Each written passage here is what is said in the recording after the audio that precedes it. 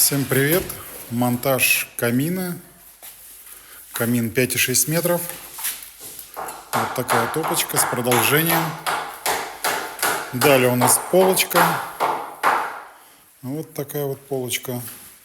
Листы 1220 на 610. Оклейка на титан и на клей-берит 605. Вокруг топочки у нас клей-берит идет, там где у нас нагревается часть. Ну и соответственно вот здесь у нас вокруг вентиляционного отверстия.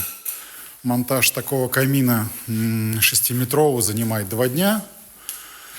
Первый день основная часть, второй день уже подработка углов, затирка швов, ну и уже соответственно финишное покрытие.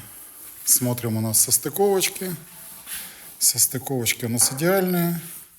Углы, хоть еще и не зашкуренные, но уже вполне прекрасно имеет вид. Низ вокруг топочки то же самое, полоски вырезаны.